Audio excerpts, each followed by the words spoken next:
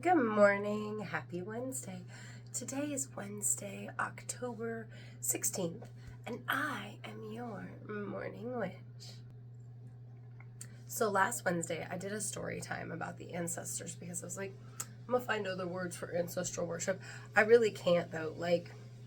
Maybe I'm dumb, maybe I'm looking it up wrong, but I just keep coming up with just basic synonyms like ancestral worship, ancestral veneration.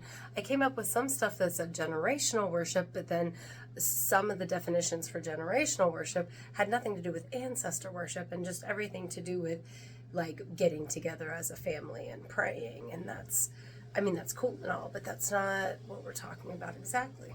So for this Witchy Wordy Wednesday, we're going to bring up a mum supper or a mum dinner. And what that is, for anybody who doesn't know, it's a very traditional, modern way to celebrate, especially at Halloween, All Hallows Eve, Samhain, whatever you want to call it, October 31st or November 1st, to have a meal where everybody present is silent. They do not speak so as to not disturb the dead and or give the dead room to speak aloud.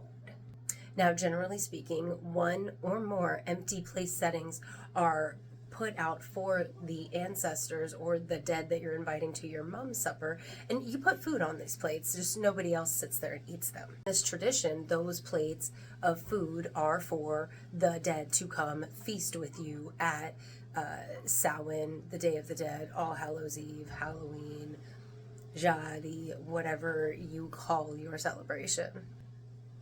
Because let us be very clear, almost every civilization, is that the right word? Almost every culture, we'll say that, worldwide has a celebration for the dead, specifically at that time of year in late October, early November. And mum suppers, they're more modern way of celebrating these holidays, but sorry, I'm gonna balance myself on. I didn't. Okay, let me try this again now that I am balanced. Anyway, these mum suppers or mum dinners are based off of traditional ways of honoring the dead, like our ancestors honored their ancestors. And these traditional ways of honoring the dead are to either have a celebration at home where you put food out for your ancestors or the dead or those who have died this year. Quite often, masks are worn at these celebrations because of that whole don't want the dead to mistake us for something.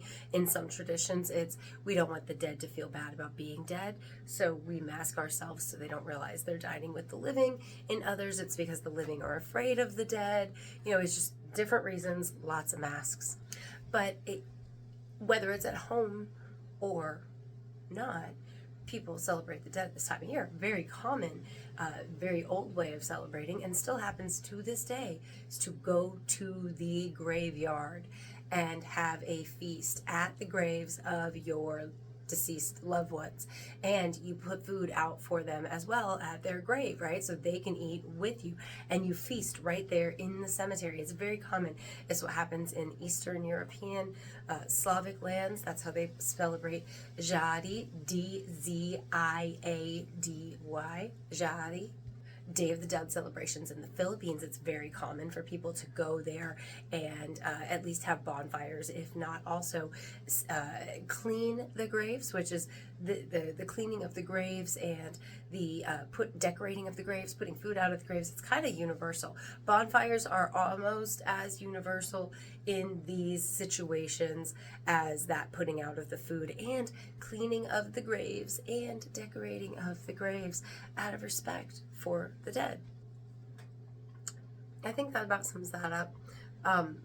But these are great ways to celebrate the ancestors at this time of year, especially on October 31st or November 1st. Also, a great way to celebrate your ancestors is to look into culturally what would your ancient ancestors have done for celebrating the dead at this time of year, or not even that ancient of ancestors, because even Abrahamic religions quite often celebrate the dead at this time of year. So if you seek it, answers, you will find it. Happy Wednesday. I hope this works for Witchy Wordy Wednesday, because I There are just no words for what I was looking for. But Mum Supper and starts you somewhere. Jadi starts you somewhere. Samhain starts you somewhere. Aflablot, that's Nordic, starts you somewhere. I've covered a lot of the celebrations in previous years on this channel, Amber is the Color, as well as on the podcast, which is Talking Tarot, with my co-host and best friend Maddie. So, wherever you want to go check it out, like, start your journey, find ways to celebrate your ancestors. Happy Wednesday.